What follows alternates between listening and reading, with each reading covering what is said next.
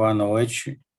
Hoje, 26 de outubro de 2022, a Academia Brasileira de Agiologia está recebendo o nosso confrade Victor Hugo Evangelista Barros para proferir a palestra com o tema Santo Antônio de Santana Galvão, aspectos da vida e devoção ao primeiro santo brasileiro no bicentenário de sua morte. Victor Hugo é graduado em Comunicação Social, jornalismo pelo Centro Universitário Teresa d'Ávila. É especialista em comunicação digital pela Universidade Nacional de La Plata, na Argentina. Atua em publicações de destaque no meio religioso, com textos veiculados em meios de comunicação do Brasil e do exterior. Tem experiência na área de comunicação, com ênfase em jornalismo, dedicando-se principalmente ao estudo do jornalismo religioso e da comunicação católica. É membro da Academia Brasileira de Agiologia, ocupando a cadeira de número 13, sob o patronato de São Frei Antônio Galvão. Então, bem-vindo, Victor Hugo, a palavra é sua. Boa noite, presidente, boa noite, confrades, confreiras aqui presentes. Primeiramente, é uma alegria estar aqui falando sobre o santo patrono, não é, da minha cadeira, Santo Antônio de Santana Galvão, nosso querido Frei Galvão, que celebramos no dia de ontem. Ontem celebramos com muita alegria em todo o nosso Brasil esse grande santo que, sem dúvida nenhuma, não é apenas o primeiro santo nascido no Brasil, mas aquele também que inspira cada um de nós brasileiras, a sermos santos, atendendo aquele convite que nos fez o próprio Cristo, sede santos como eu sou santo. Eu preparei uma breve palestra para que a gente se concentre em alguns aspectos que muitas vezes são pouco estudados ou pouco difundidos sobre São Frei Galvão. Nós conhecemos muito as pílulas, conhecemos um pouco de seus milagres, mas conhecemos pouco ainda daquele grande testemunho que ele nos deu e também alguns detalhes da sua vida antes de entrar até mesmo na vida religiosa. São pesquisas que foram feitas ao longo de muitos anos, né, por outras pessoas e que eu reuni para trazer para a gente nessa noite. Eu vou iniciar a apresentação aqui. Pode ser que trave um pouquinho, porque o slide tem muita foto, porque o mais importante do que muitas vezes ter um texto ou ter eu falando aqui, é importante também que a gente veja imagens, até para que a gente entenda um pouco melhor a realidade em que o santo viveu e um pouco daquilo também que a gente está falando. Eu não sei se todos aqui já tiveram a oportunidade de estar, por exemplo, no Mosteiro da Luz, em São Paulo, que é onde São Frei Galvão está enterrado, ou até mesmo em Guaratinguetá, que é a terra natal dele, né, uma cidade vizinha aqui de onde moro, mas que a gente possa então fazer essa peregrinação, ainda que virtualmente, celebrando não apenas a festa de Santo Antônio de Santana Galvão, mas os 200 anos de sua morte para essa vida terrena e nascimento para o céu, que serão celebrados ao longo de todo esse ano, e mais precisamente no dia 23 de dezembro próximo, que marca então o bicentenário da sua morte. Apenas um instante aqui para eu compartilhar, por gentileza.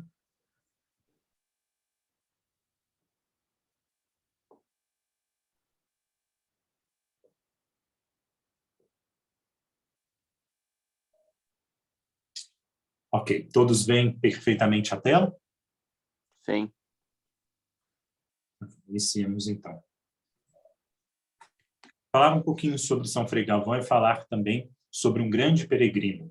São Frei Galvão tem essa marca na sua vida, tanto é que hoje nós temos rotas de peregrinação que são feitas para os devotos de São Frei Galvão e que se inspiram exatamente nesse processo, nessa caminhada que ele fez ao longo da então capitania de São Paulo e hoje estado de São Paulo. Nós sabemos que naquele tempo haviam liteiras, haviam bois, mulas, mas São Frei Galvão andava muito a pé. E ele era, então, um grande peregrino. Um peregrino que nasce no mês de maio de 1739. Alguns documentos datam que ele teria nascido por volta do dia 10, mas há uma certa discussão se esse seria mesmo o dia do seu nascimento. E ele é filho de duas personalidades de duas cidades diferentes. O primeiro é Antônio Galvão de França, o seu pai, que foi membro da Ordem Terceira Franciscana, um influente comerciante, mas também um homem muito caridoso, muito religioso, e que foi capitão-mor da vila de Santo Antônio de Guaratinguetá, que é onde nasce o nosso primeiro santo brasileiro, São Frei Galvão.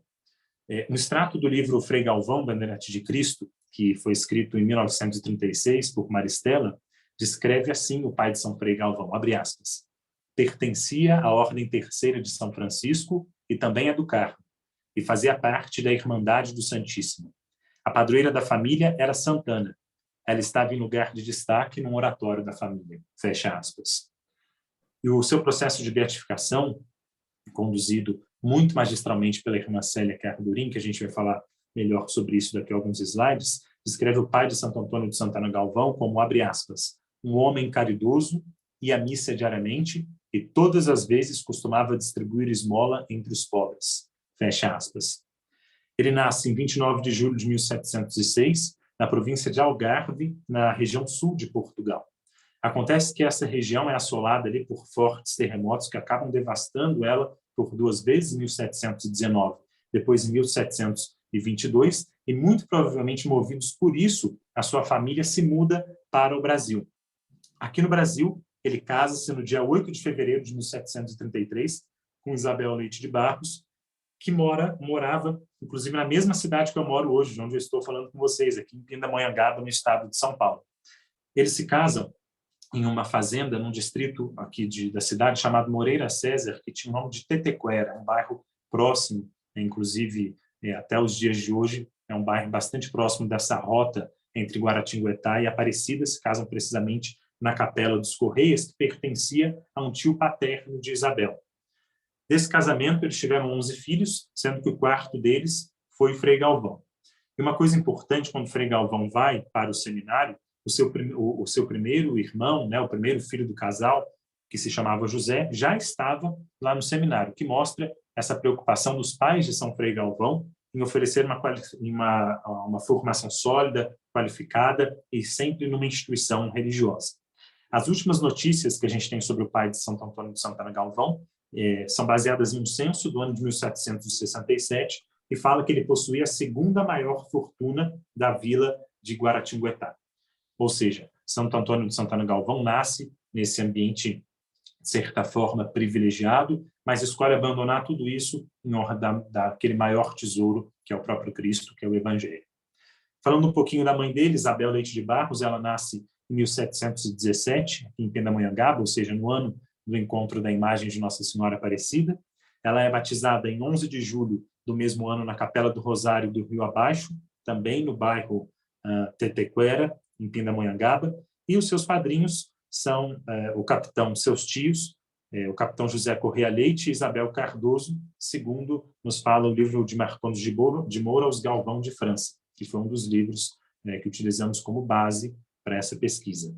Ela descende dos reis Dário I da Pérsia, Fernando I de Castela, Carlos Magno e também de importantes bandeirantes paulistas que acabaram se instalando nessa região aqui do Vale do Paraíba.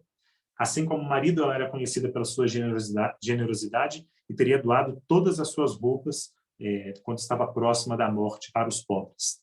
Ela se casa, então, com o Antônio Galvão de França, no 8 de fevereiro de 1733, e morre em Guaratinguetá, porque havia se casado com ele, vai então para Guaratinguetá, em 1755. Guaratinguetá, desde a sua fundação, ela foi dedicada a Santo Antônio de Pádua ou de Lisboa, né? O santo que é conhecido mundialmente, o glorioso taumaturgo. E é interessante porque Santo Antônio de Santana Galvão recebe esse nome muito provavelmente pela devoção da família. O nome original dele era Antônio Galvão, ele não tinha Santana, mas o nome Antônio provavelmente vem exatamente dessa devoção a Santo Antônio, que era o padroeiro da vila de Guaratinguetá e até hoje é o padroeiro da cidade de Guaratinguetá. Na igreja matriz de Santo Antônio, o Frei Galvão é batizado e ele também faz a sua primeira comunhão, é crismado e também já ordenado sacerdote, ele reza ali a sua primeira missa. Ou seja, ele era muito ligado a essa devoção, inclusive ele toma o hábito franciscano, né, tornando-se confrade de Santo Antônio, quando assume, então, a vida religiosa. E claro que falar de Vale do Paraíba, 1717, século XVIII, nós pensamos, claro, em Nossa Senhora Aparecida, cuja devoção começava a crescer ali naquele período. Ela foi encontrada em 1717, já 30 anos depois nós vemos as primeiras romarias vindas de longe, e certamente Santo Antônio de Santana Galvão não estava avesso a essa devoção. Não há registros oficiais de que ele tenha visitado a capela de Nossa Senhora Aparecida, que na época ficava ali no Morro dos Coqueiros, era uma capela muito pequena, não é? Mas se sabe que a sua irmã Isabel casou-se em 1756 nessa capela. Então, provavelmente, é de se supor que Santo Antônio de Santana Galvão estava por ali.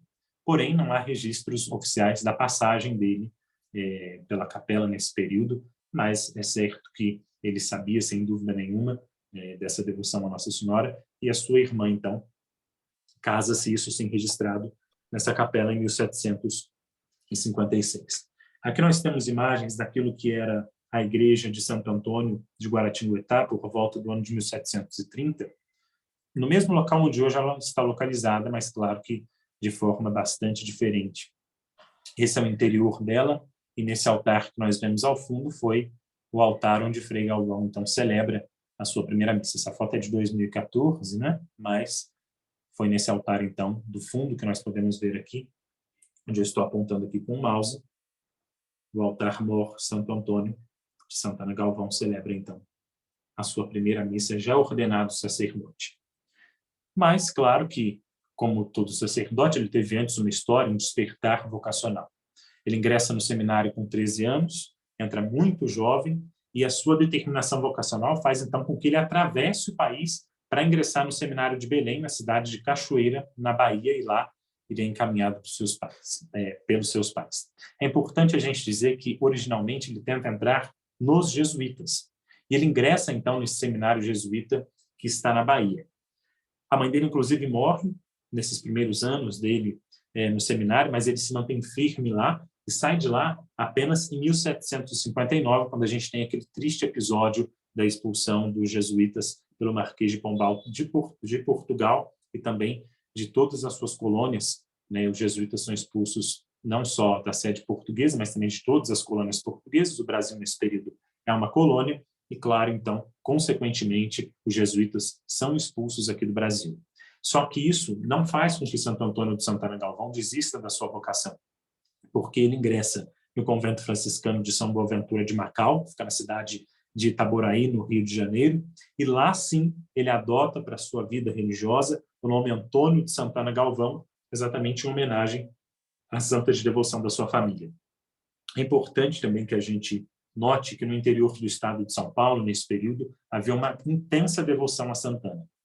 Tanto que na iconografia, na arte sacra, nós vamos ver diversas imagens naquele estilo paulistinha, que é barro queimado, que são feitas da Senhora Santana.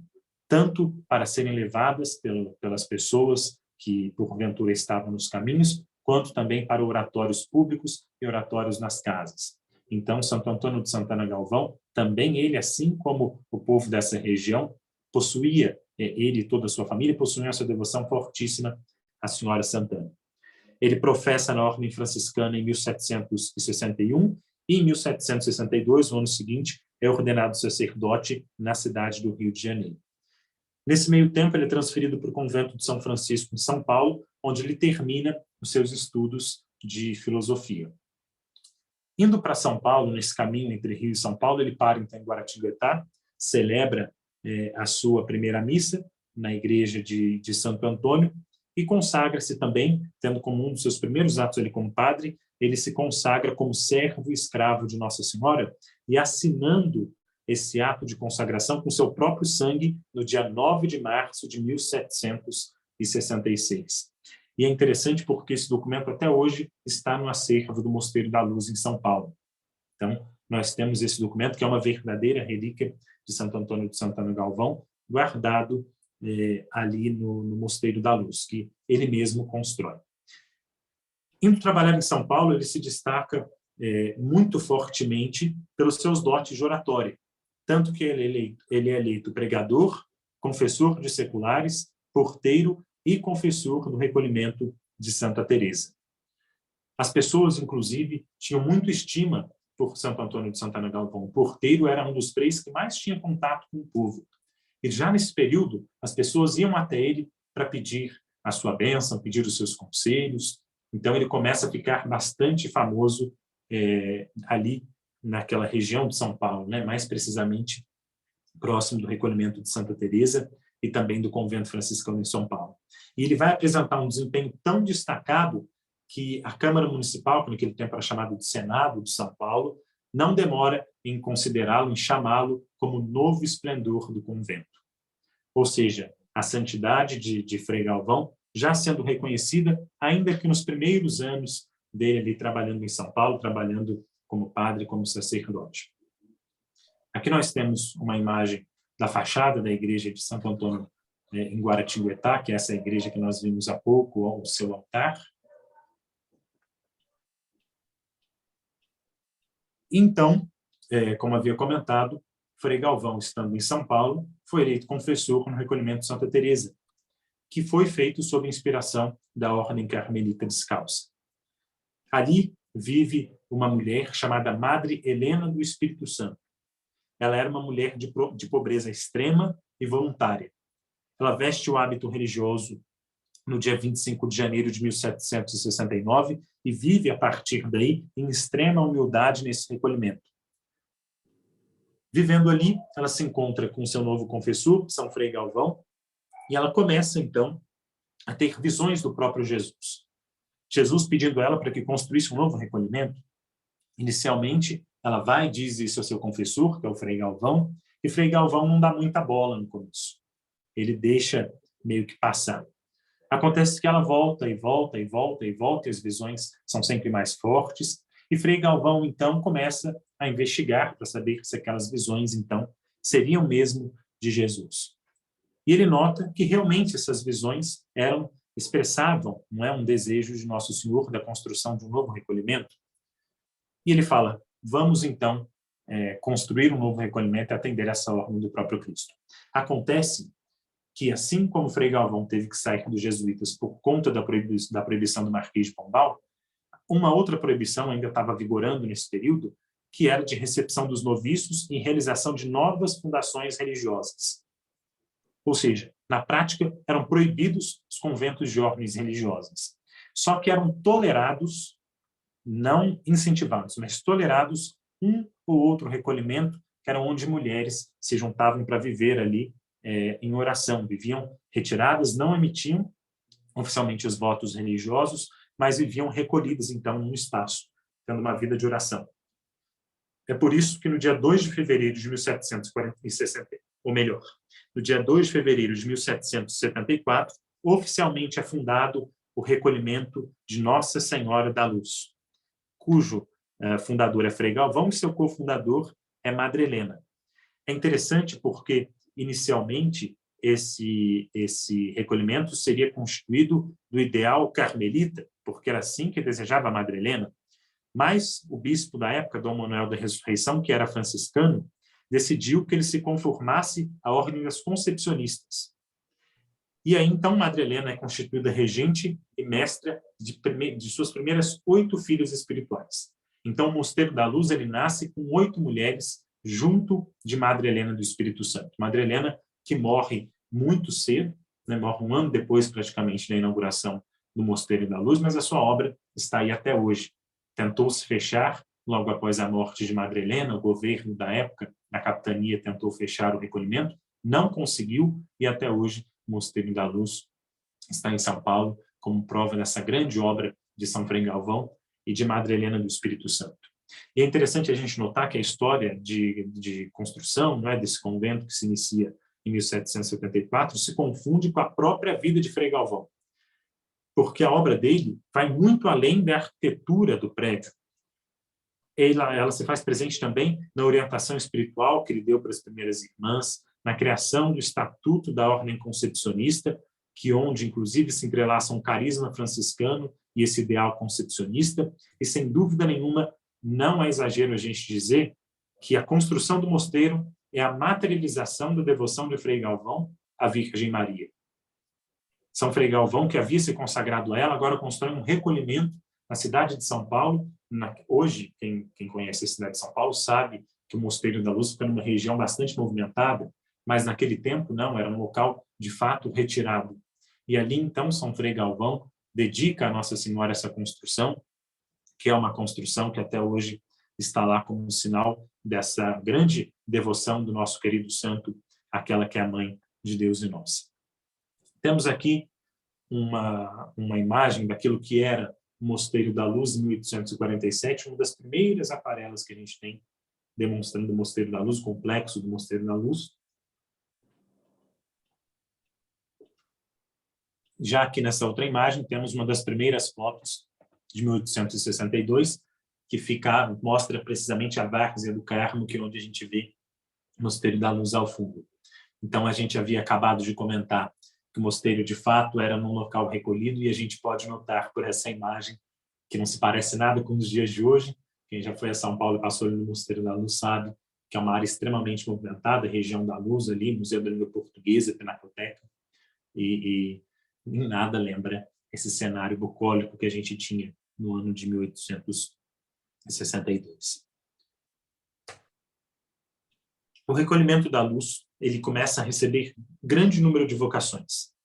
Por isso, então, São Frei Galvão se viu obrigado a aumentar esse recolhimento. Durante 14 anos, ele cuida dessa construção, que vai de 1774 a 1788. Esse período, Frei Galvão estava especificamente à frente dessa ala, de uma nova ala que estava sendo construída. Claro que vai até 1802 esse trabalho, para o mosteiro estar como está nos dias de hoje. Porque concomitante a essa construção, a essa ampliação da ala, constrói-se a igreja, de 1788 a 1802. A igreja é inaugurada no dia da Assunção de Nossa Senhora, 15 de agosto de 1802. E ali, Frei Galvão, ele foi arquiteto, ele foi mestre de obras, foi pedreiro, foi pintor, e essa obra, que é o Mosteiro da Luz, foi declarada hoje Patrimônio Cultural da Humanidade. É interessante porque São Frei Galvão esteve tão ligado a essa construção, tão ligado a essa obra, que mais do que uma obra física, é uma obra espiritual, que na cela dele no mosteiro era possível ver o desenho do risco que ele fez para a igreja, né, a Igreja da Luz. Era por sinal de... É. Desculpe? Alguém fez alguma pergunta? Era possível, não, ainda é, tá lá. Ainda é, sim, ainda é possível. Ainda Desculpe, é possível ver. Eu falei em voz alta. Não, sem problema, sem problema. É de fato um testemunho, não é, de São Frei Galvão, que é essa devoção dele e dessa doação a essa construção do Mosteiro da Luz. Inclusive, a gente tem uma foto no próximo slide evidenciando que ainda é visível a construção da igreja.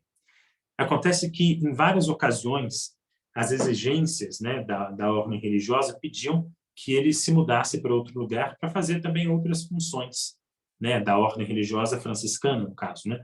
Mas tanto o povo e as recolhidas, como o bispo e a própria Câmara de São Paulo, intervieram para que ele não saísse da cidade. Diz assim uma carta do Senado da Câmara de São Paulo ao superior provincial do Frei Galvão.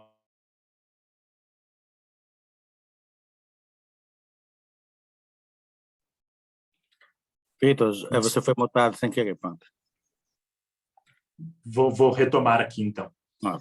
A carta do Senado da Câmara de São Paulo ao provincial, né, ao superior provincial de São Frei Galvão, dizia o seguinte, abre aspas, este homem tão necessário às religiosas da luz é preciosíssimo a toda esta cidade e vilas da capitania de São Paulo.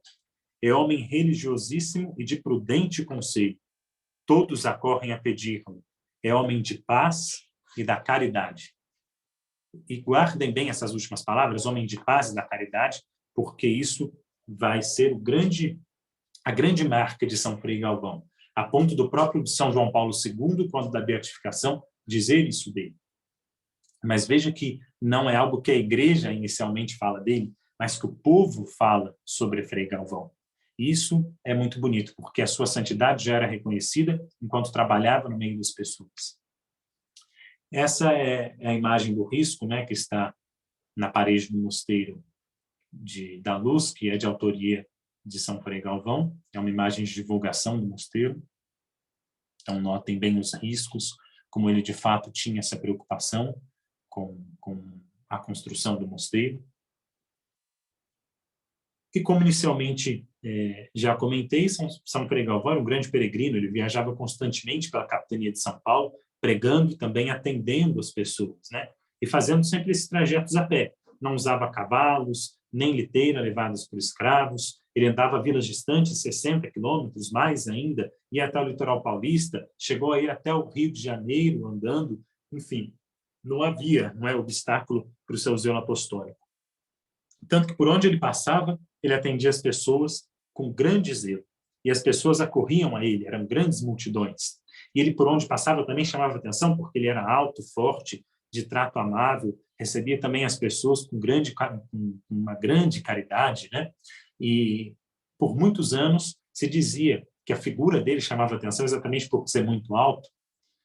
E quando da sua exumação, em 1991, de fato, verificou-se que quando ele faleceu aos 83 anos de idade, ele media aproximadamente 1,90 de altura, comprovando aquilo que a tradição oral falava sobre o seu porte, sobre a sua estatura. E muitas vezes a gente vê as imagens, né, de Frei Galvão, tanto quanto sempre limpinho, não é muito ajeitado, mas a tradição oral não nos diz que ele é assim, né, mas que ele era um homem acostumado a grandes caminhadas, acostumado a estar junto com as pessoas, a ir onde era necessário que ele estivesse, né? Então, muito dificilmente ele seria esse homem franzino que a gente vê em algumas imagens que nós temos dele, né?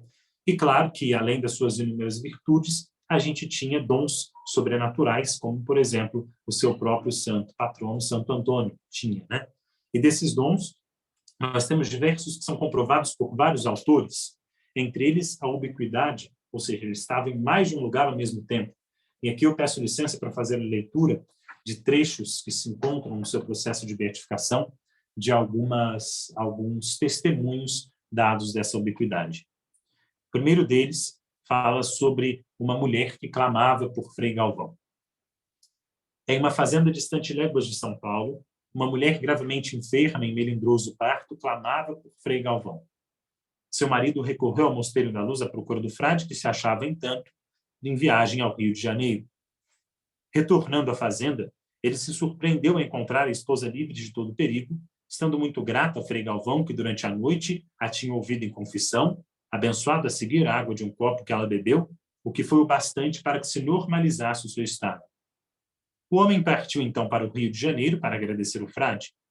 Lá foi informado pelo guardião do convento que Frei Galvão não arredou o pé daqui. Interrogado a respeito, Frei Galvão respondeu: como se deu? Não sei. Mas a verdade é que naquela noite lá estive. Outro ainda depoimento falando sobre essa capacidade de São Frei Galvão de estar em mais de um lugar ao mesmo tempo. Nos diz o seguinte: em uma fazenda distante léguas de São Paulo, uma mulher gravemente enferma em melindroso parto clamava por Frei Galvão. Ou melhor, outros diz o seguinte: os familiares de um senhor que adoecera gravemente em Taubaté lembraram-no de que deveria se confessar, preparando-se para fazer viagem a outra vida. Informados por ele que já havia se confessado com Frei Galvão, riram-se todos, pois o santo frade não se encontrava naquela ocasião em Taubaté.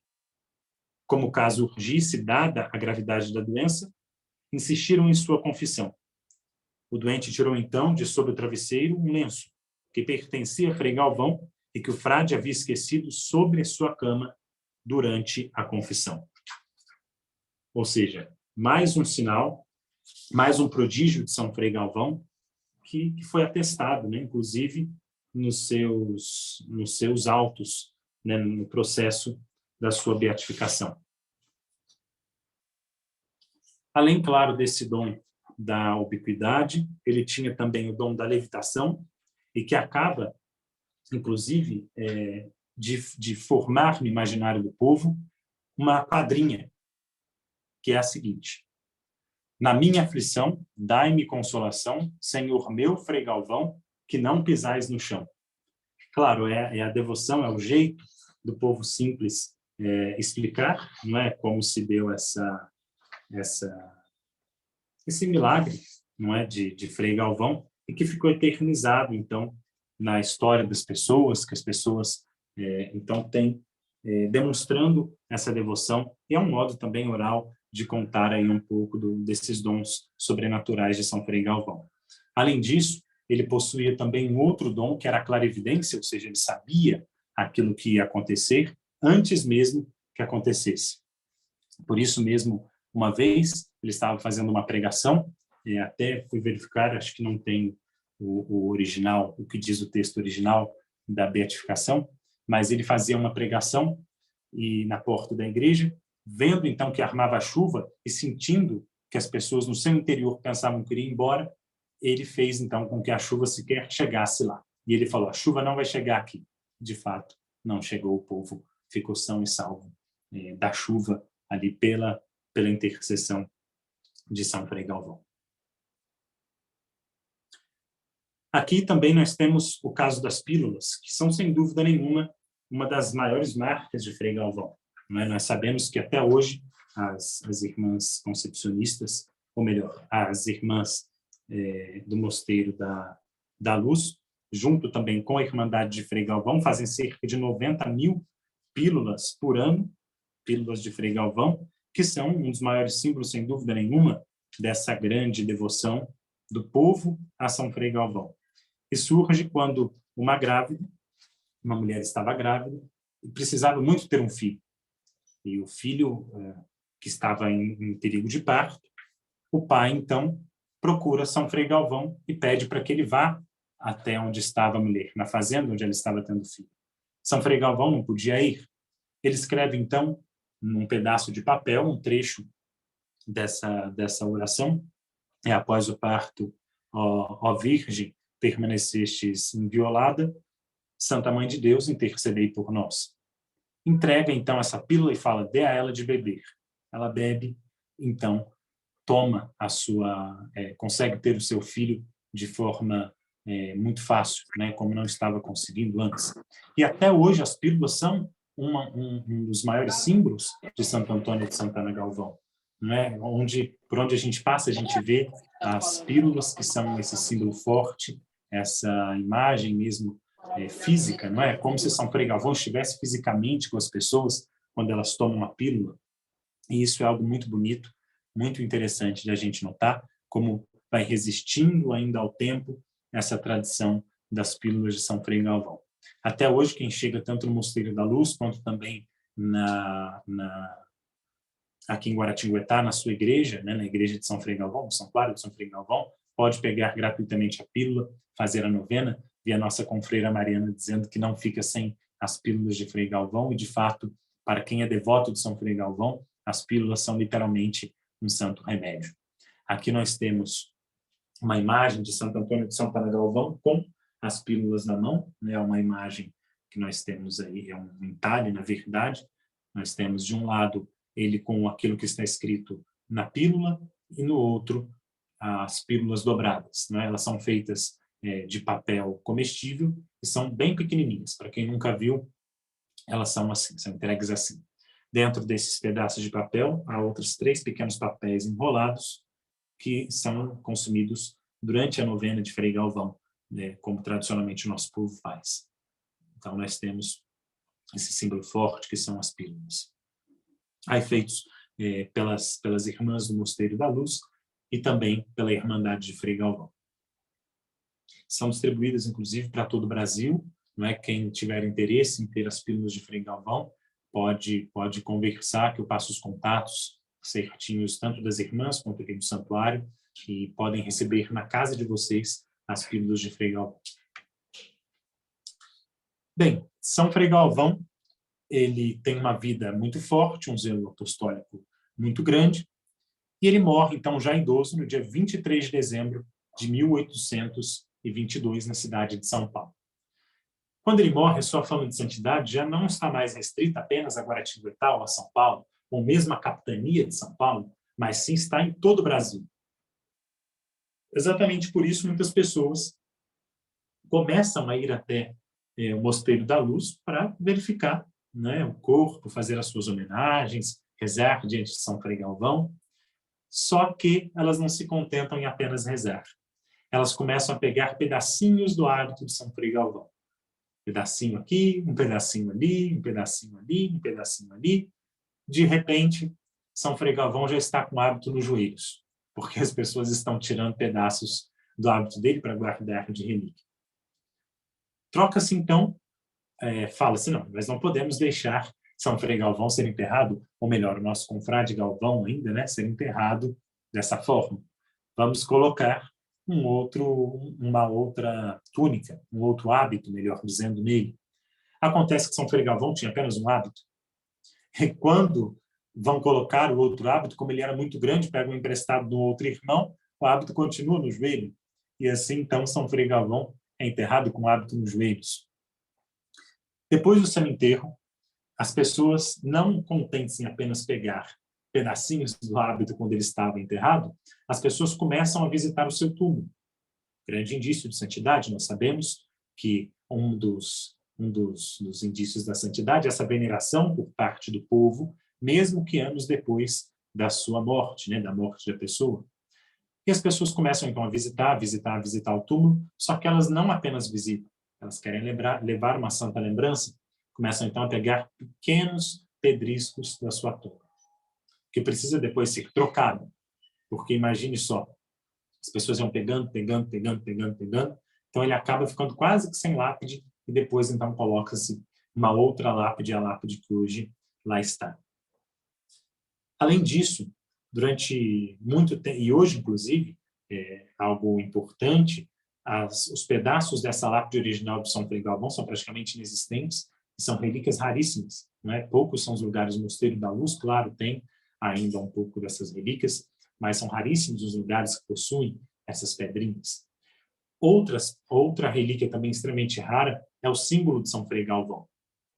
Porque quando ele morre, ele tinha poucos símbolos, as pessoas começam a pegar esse símbolo dele para utilizar nas mulheres parturientes, para que o parto fosse tranquilo. Hoje, para se ter uma ideia, existe um símbolo que está no Mosteiro da Luz e um símbolo que está aqui próximo de nós, em Guaratinguetá. É também uma relíquia que as pessoas estão levando ao longo do tempo, inclusive para ajudar no momento do parto, porque São Frei Galvão, exatamente por conta da história das pílulas, já possuía, então, essa fama de ajudar as parturientes no momento do parto, no momento de trazer uma nova vida.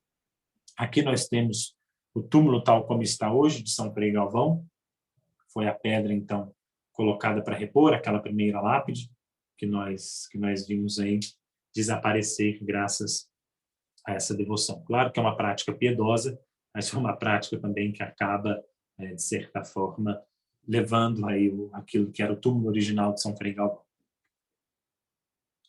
Depois que ele morre, então, há um fortíssimo movimento para a sua canonização. Quem contribui muito com isso é o Frei Lucas. Frei Lucas era confrade de São Frei Galvão, conviveu com ele, escreve a sua primeira biografia e foi seu sucessor na obra do Mosteiro da Luz. Porque mesmo depois que São Frei Galvão morre, a obra continua do Mosteiro da Luz. E o Frei Lucas, então, escreve essa primeira biografia de Santo Antônio de Santana Galvão.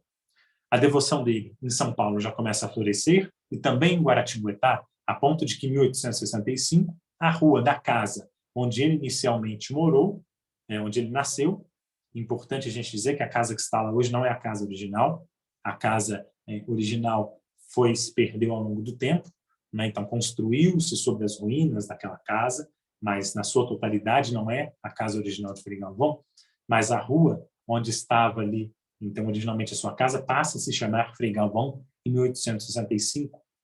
Em 1932, ano da Revolução Constitucionalista, São Paulo, então, pega em armas a favor da Constituição e o batalhão de Guaratinguetá assume o nome de Frei Galvão, exatamente demonstrando essa fé, essa devoção das pessoas de Guaratinguetá ao seu conterrâneo. E notem que aí já haviam se passado 110 anos desde a morte de Frei Galvão. Mesmo assim, era forte ainda no coração do povo a lembrança dele. Tanto que em 1938 tem início oficialmente o processo de beatificação de Frei Galvão. E o processo de beatificação, é importante que a gente diga isso, ele ficou por muito tempo, mas por muito tempo mesmo, praticamente estagnado. Ele não se encaminhou tanto assim. né? Mas daqui a pouco a gente vai falar um pouco sobre isso. Mas em 1938 nós já temos, então, o início oficial do processo de beatificação de Frei Galvão, que vai sendo levado ao longo do tempo, até que em 1980, quando o Papa João Paulo II visita Aparecida, o cardeal Mota, cardeal Dom Carlos Carmelo de Vasconcelos Mota, naquela altura arcebispo de Aparecida, organiza, junto com o senhor Oswaldo de Barros Bindão, um grande abaixo-assinado, junto com o povo de Guaratinguetá, solicitando a beatificação de Frei Galvão. E esse abaixo-assinado é entregue a São João Paulo II durante essa visita dele a Aparecida. Posteriormente, depois dessa entrega, mais precisamente ali depois dos anos 90, uma cópia desse documento é anexada no processo de beatificação pela sua postuladora, né, a irmã Célia Cardorim, que como prova exatamente dessa devoção do povo a esse frade santo. Em 1983, a gente vai ter um outro fato muito simbólico. No dia 12 de outubro, dia da Padroeira do Brasil, no bairro Jardim do Vale, em Guaratinguetá, é celebrada a primeira missa no local onde hoje nós temos o Santuário de São Frei Galvão. Inicialmente, as pessoas foram alocadas ali numa antiga casa paroquial, ou melhor, numa antiga casa que havia ali, e o pároco da época, da paróquia São Pedro Apóstolo, que era o padre Vitor Menuti, preside essa celebração.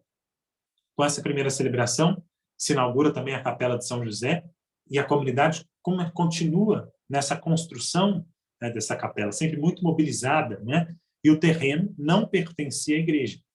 Mesmo assim, as pessoas querem construir ali.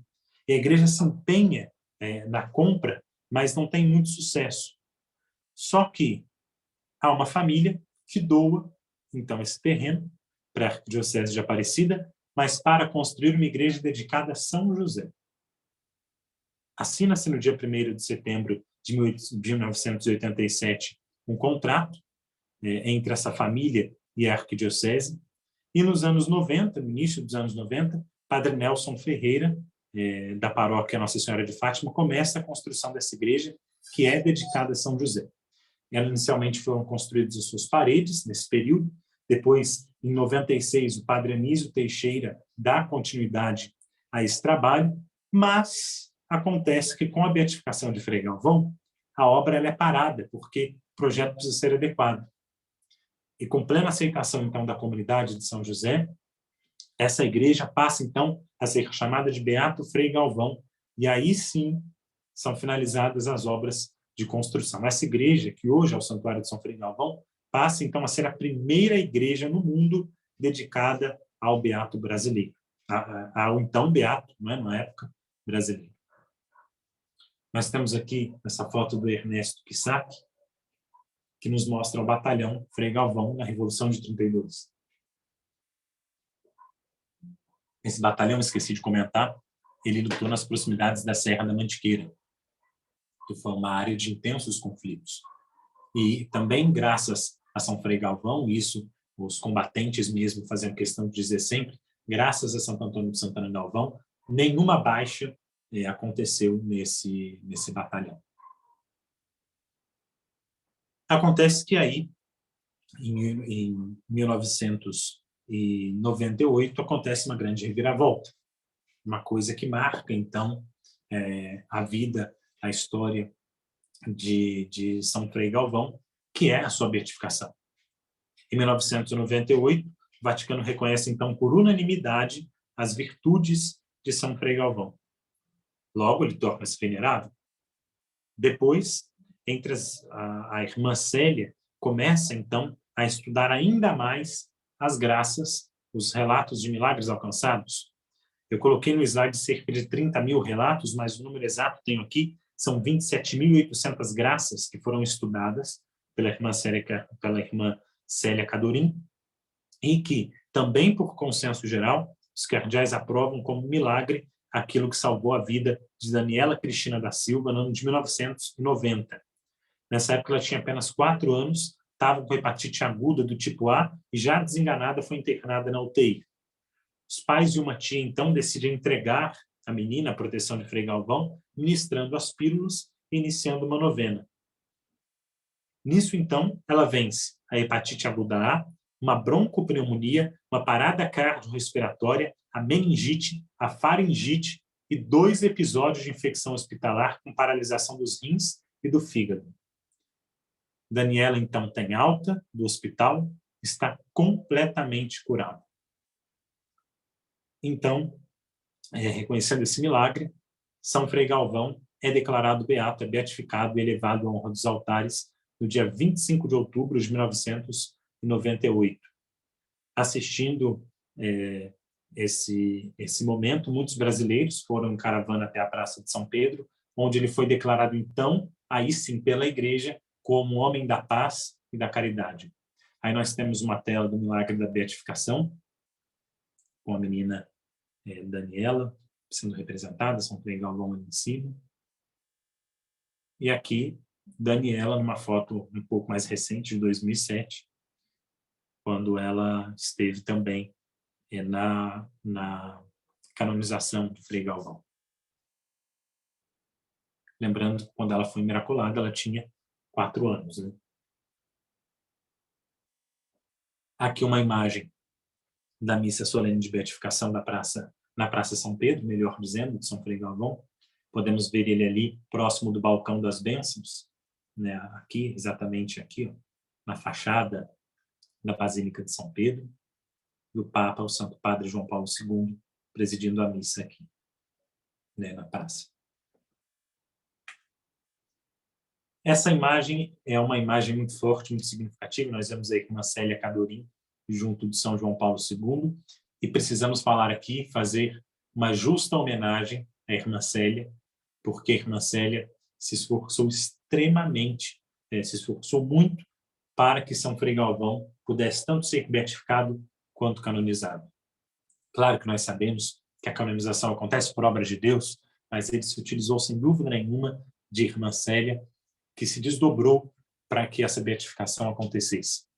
Ela, infelizmente, não está mais entre nós, mas é preciso fazer essa justa homenagem à irmã Célia, que foi a grande postuladora, não apenas de São Frei Galvão, né? Madre Paulina também, ela trabalhou no processo, tantos outros que ela trabalhou no processo, mas graças a ela o Brasil teve seu primeiro santo nascido aqui na nossa terra, elevado à honra dos altares. Então, essa imagem dela na cerimônia de beatificação com São João Paulo II, o mesmo São João Paulo que anos antes aqui no Brasil havia dito que o Brasil precisa de santos, e muitos santos, acaba então beatificando nosso querido Frei Galvão, graças ao trabalho da irmã Célia.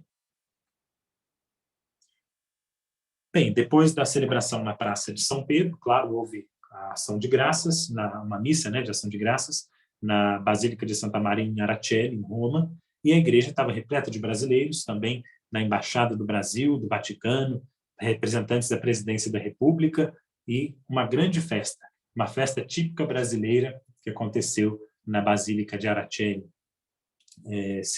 exatamente por conta, não é, nesse contexto da beatificação de Frei Galvão, mas também aqui no Brasil, né, especificamente em Guaratinguetá, as festividades foram realizadas entre 25 de outubro e 15 de novembro, com a entronização da relíquia, da imagem de São Frei Galvão na Catedral de Santo Antônio e também no Seminário Franciscano Frei Galvão.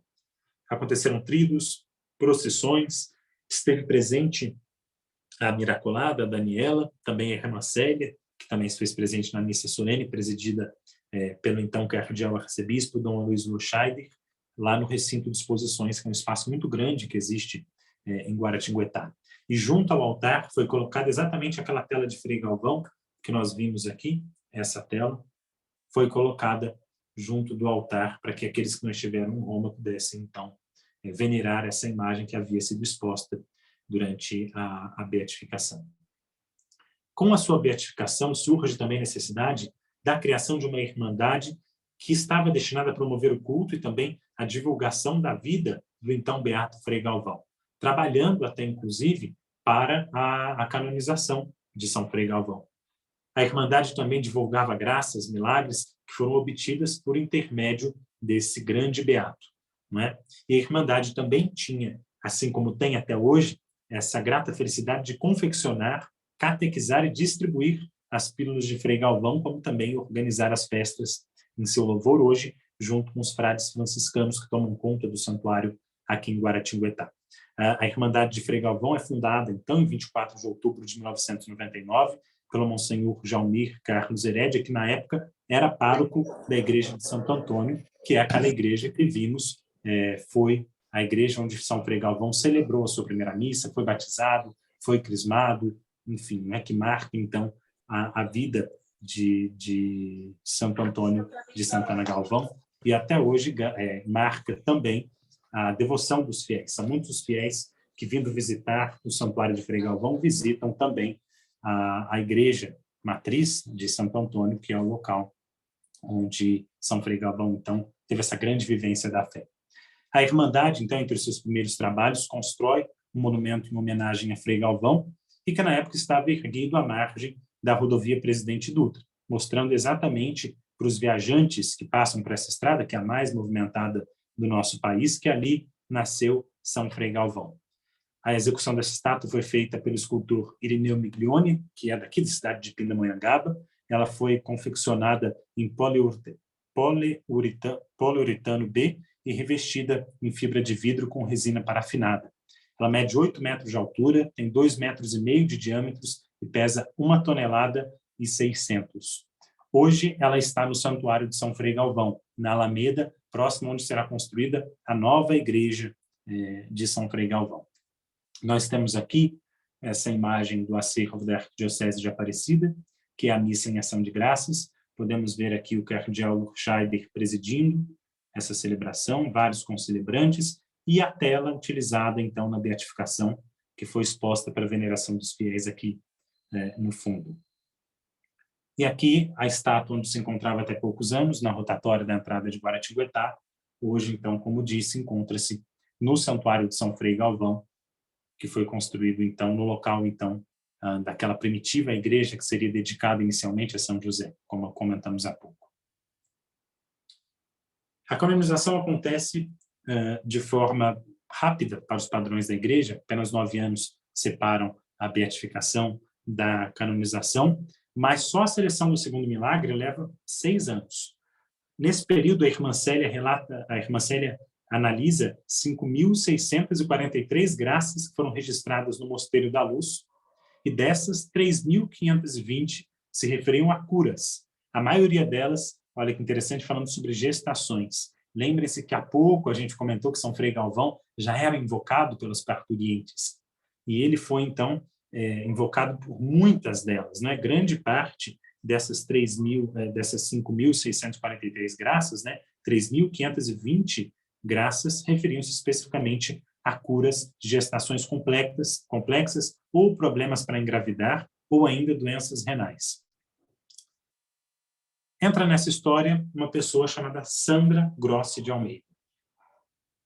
E ela é personagem daquilo que na época a imprensa chamou de um duplo milagre. No ano de 2007, as manchetes, se nós olharmos nos acervos, como por exemplo o acervo do Mosteiro da Luz possui até hoje, ou o mesmo acervo aqui do Santuário de São Frei Galvão, as manchetes falavam sobre um duplo milagre, porque ela foi miraculada também junto do seu filho. Esse milagre ele foi relatado em 2004, mas a história começa 5 anos antes, em 1999. Na época, ela era uma professora de química, tinha 29 anos, e já tinha sofrido 3 abortos espontâneos e praticamente tinha desistido ali da ideia de ter filhos. Todos os obstetras que ela visitou diziam que era impossível que ela levasse qualquer gravidez adiante porque ela tinha uma má formação no útero. E eles, inclusive, diziam, não tente engravidar de novo. Ela, sabendo que seria difícil ter um filho pelos meios naturais, ela adota uma menina chamada Isabela e, sem esperar, ela fica grávida mais uma vez. Com 2 meses de gestação, uma amiga da família, ela percebendo ali as dificuldades, também a preocupação da Sandra, ela ajuda, levando até a casa da Sandra uma novena de Frei Galvão com as pílulas. No dia seguinte, quando ela começa a novena, ela acorda sem dor nenhuma e o sangramento que ela estava tendo desde o início da gravidez simplesmente acaba. E ela fica tão confiante em São Frei Galvão, naquela época beato, que ela faz outra novena, dessa vez pedindo para que o filho viesse para o mundo, caso fosse da vontade de Deus. A gravidez ia prosseguindo, os médicos iam desacreditando a Sandra, falando para ela, olha, não vai dar certo, você deve conseguir segurar o bebê pelo menos até o 4º mês só, e isso ela narra no processo de canonização, ela fala que os médicos diziam a ela, você deve conseguir segurar o bebê apenas até o 4º mês. Por isso mesmo, em todas as etapas da gestação, a Sandra começava uma nova novena, rezando para Frei Galvão. Ela chegou, inclusive, a perder as contas de quantas novenas ela fez, de quantas pílulas tomou, e perdeu as contas também de quantas vezes a medicina dizia para ela que a gravidez não ia para frente. Só que, com a ajuda de Frei Galvão, a Sandra surpreende os médicos, porque a gestação ultrapassa o 4º mês. Aí os médicos dizem, vamos ver se chega até o 7º. Se chegar, com os recursos da medicina, a gente faz um parto prematuro, traz o bebê ao mundo com alguma chance ali de sobreviver com saúde. Essa meta, para espanto de todos, é atingida. E quando Sandra chegou ao 7º mês de gravidez, a médica dela, então, acha por bem interná-la até o momento exato do parto. Por isso, uma equipe de diversos profissionais fica, inclusive, à disposição para o parto, que até então seria o mais improvável desses profissionais.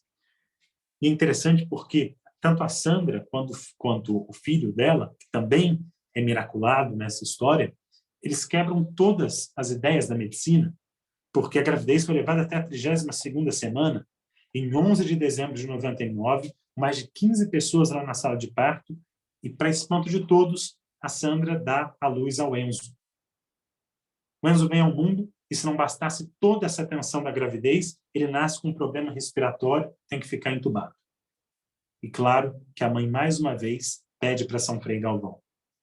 Ela pede um dia, no outro o Enzo simplesmente arranca sozinho o tubo que ajudava ele a respirar e fica ajudando, então, e fica, melhor dizendo, respirando sem a ajuda de aparelhos. Acontece que tudo isso acontece, uma grande graça, a medicina não sabia explicar, e no início de 2004, com o Enzo já com seus 4 anos completos e cheio de saúde, a Sandra começa a ter insônia.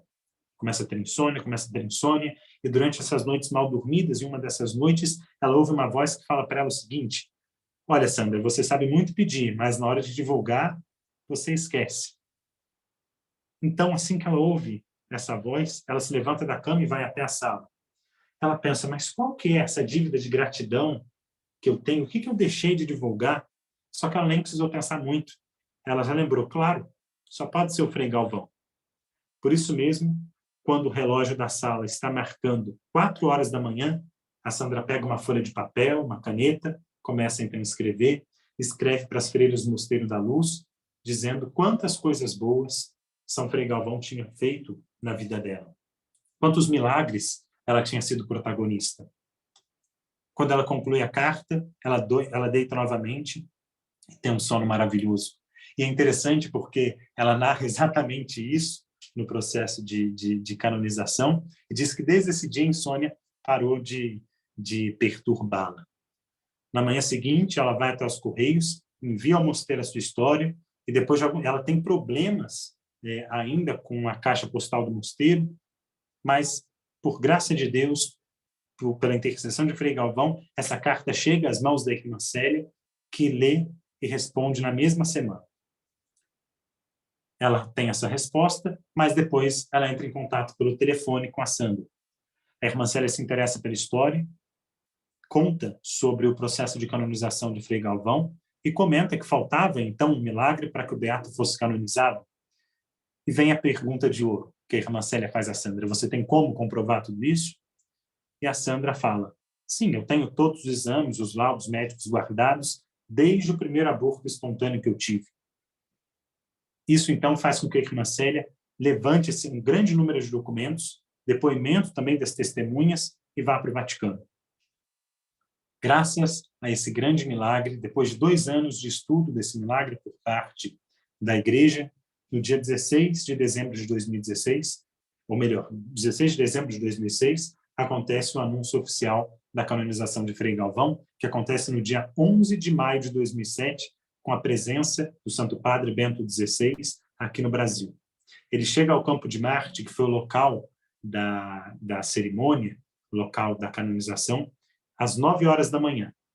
Só que desde a madrugada da sexta-feira, já muitas pessoas, centenas de fiéis, estavam lá fazendo vigílias, fazendo orações. Precisamente às 10h10 da manhã, acontece o ato solene da canonização e os fiéis, então, agitam as bandeirinhas, explodem palmas vivas a Frei Galvão, uma imagem que, sem dúvida nenhuma, está no coração até hoje daqueles que participaram daquele momento. Eu não estive, mas olhando as imagens consigo imaginar a alegria daquele 1.200.000 pessoas, que foi o número, não é, que a Secretaria Municipal de Turismo de São Paulo divulgou, dizendo que estava ali participando da missa de canonização no Campo de Marte. E é interessante porque o Papa Bento XVI, que presidia essa cerimônia, ele diz o seguinte de São Frei Galvão, abre aspas, Galvão era zeloso, sábio e prudente, uma característica de quem ama de verdade. A conversão dos pecadores era a grande paixão de nosso santo, fecha aspas. E, claro, uma cerimônia de canonização, as canonizações, lembrando, acontecem via de regra em Roma, mas o Papa Bento XVI faz questão de estar aqui no Brasil. Foi a primeira e única viagem dele. Claro, ele veio depois abrir a Conferência Episcopal Latino-Americana, mas também canonizar São Frei Galvão. Um sinal claro da predileção do Papa ao povo brasileiro, da predileção do Papa a Santo Antônio de Santana Galvão. E quem estava nessa missa, claro, os miraculados Sandra e Enzo, que não só participam da missa celebrada no Campo de Marte, como também sobem até o altar para se encontrar com o Papa Bento. Aqui nós temos uma imagem de arquivo, a Sandra e o Enzo com uma imagem de São Frei Galvão, os dois miraculados, porque a Igreja considerou que ambos foram miraculados nessa história, não apenas a Sandra, mas também o seu filho. Aqui uma imagem da Santa Missa de canonização que aconteceu no Campo de Marte. Então, notem a grande multidão de pessoas presentes, grande número de concelebrantes também presentes nessa cerimônia. Aqui outra imagem da solene missa, com o Santo Padre incensando o altar e diversas pessoas, uma multidão de pessoas observando. E essa é uma imagem muito bonita, né? O Papa à frente, o povo, a cidade de São Paulo no fundo, a cidade que São Frei Galvão viveu aí grande parte da sua vida. Aqui a Sandra, junto com o Enzo, recebendo então ali uma lembrança do Santo Padre, junto com ele. Veja Dom Odilo contando, né, ao Papa que ele era a criança miraculada e a mãe também miraculada. Essa imagem rodou o mundo, né, do circulatório romano, mas rodou o mundo. E claro que São Frei Galvão é esse homem de extrema veneração, mas que recebeu também diversos títulos, inicialmente lá do Senado de São Paulo, chamado de Homem da Paz e da Caridade, depois por São João Paulo II, na beatificação, chamado oficialmente pela Igreja de Homem da Paz e da Caridade, mas ele também se tornou padroeiro dos engenheiros, dos arquitetos, dos construtores. Por quê? Claro, porque ele foi o grande responsável pela construção do Mosteiro da Luz, e a biografia dele conta que durante as décadas ali de construção, São Frei Galvão ele fez de tudo um pouco.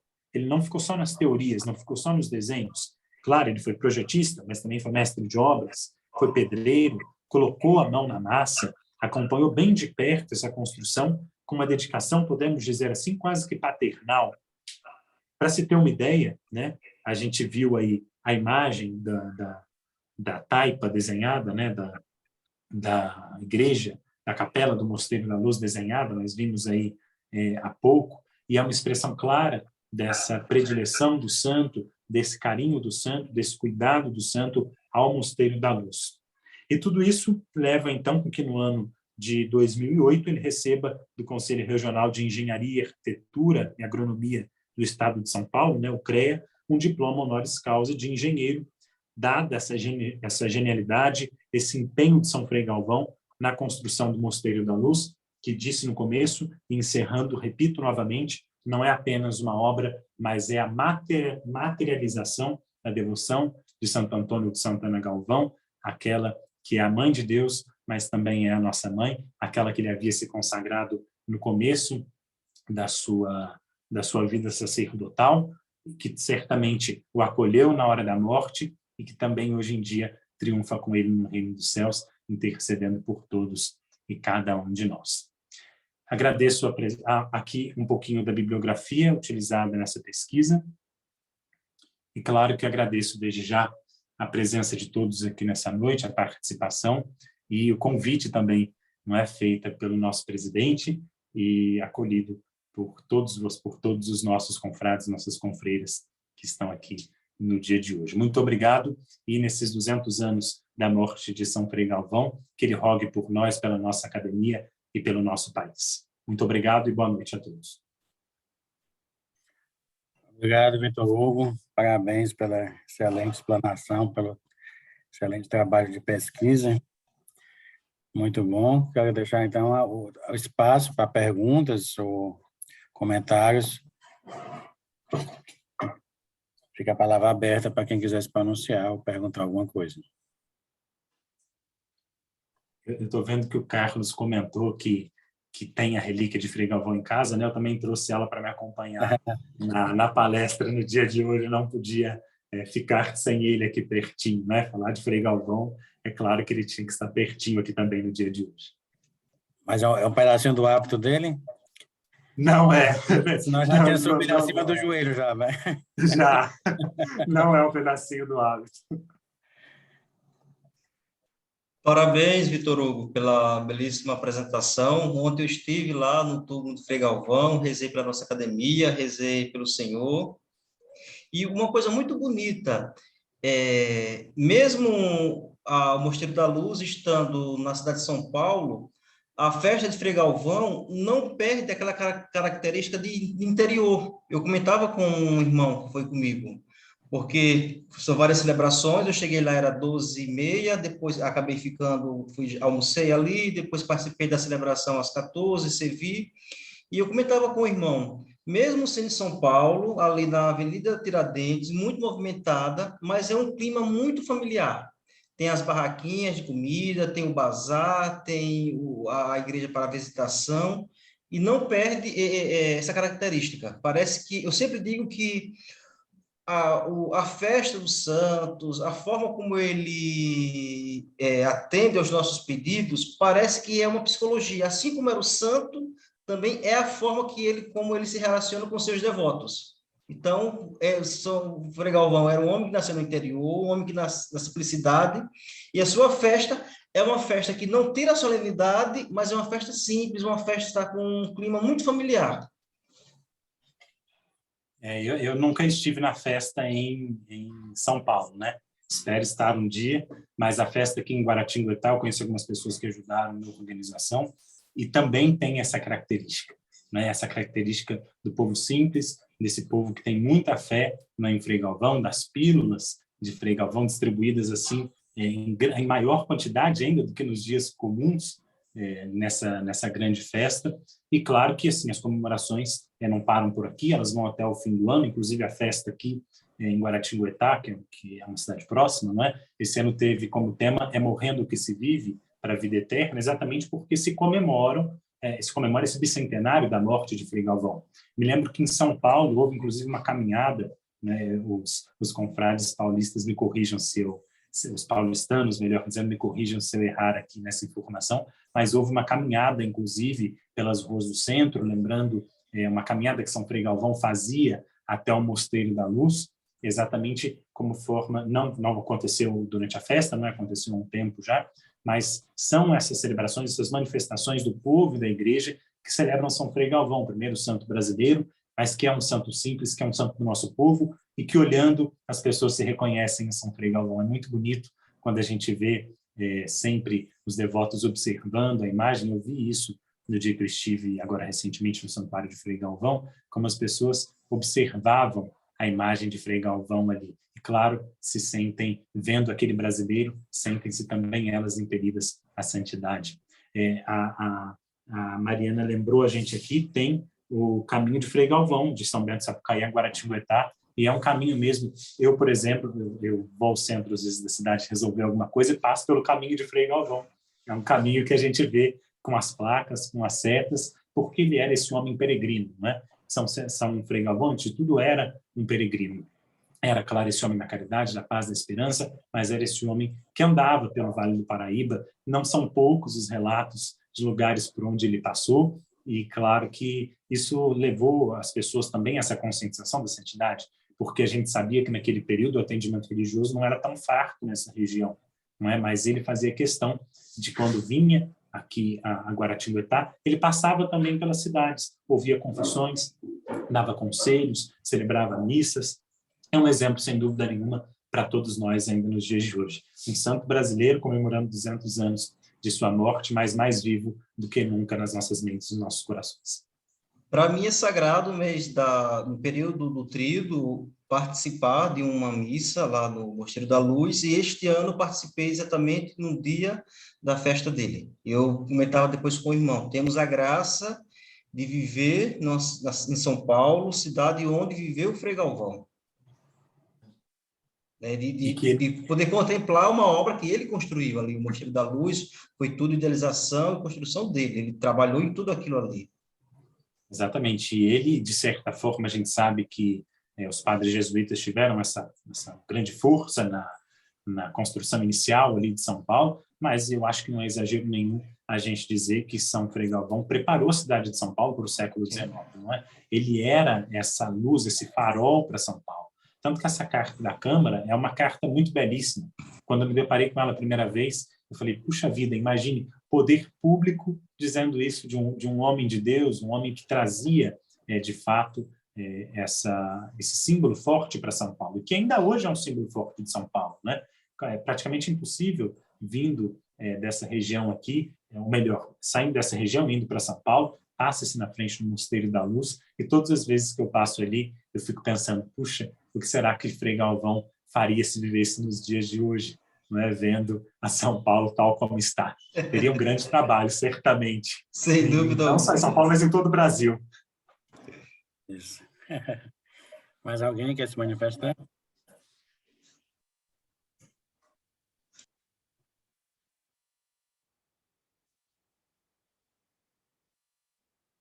Bom, ninguém mais deseja se manifestar. Eu queria convidar, deixa eu ver quem pode fazer a oração final. Diácono Luizinho, tá aí? Olá, confrades, estou por aqui sim. Você poderia fazer a nossa oração final, nos dar a bênção? Eu posso fazer sim. Que a graça deste grande santo... Ative seu vídeo, se for possível.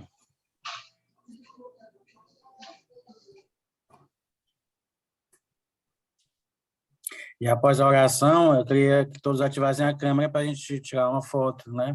Fazer um print, a foto oficial da nossa reunião, tá bom?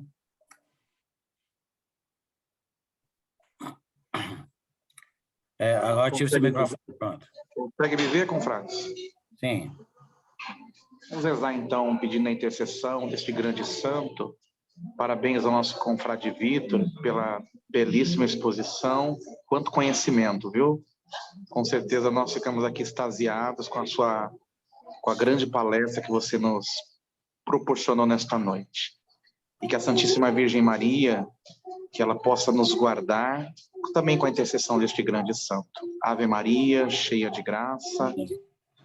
Senhor é convosco. Bendita sois vós entre as mulheres. Bendito é o fruto do vosso ventre, Jesus. Santa Maria, Santa Maria, Mãe de Deus, rogai por nós, pecadores, agora e na hora de nossa morte. Amém. O Senhor esteja convosco. Ele está no meio de nós. Desça sobre vós a bênção do Deus Todo-Poderoso, Pai, Filho e Espírito Santo. Amém. Amém. Olha, quem puder, então, ativar a sua câmera para a gente tirar o print. Irmã Valdilene, que alegria.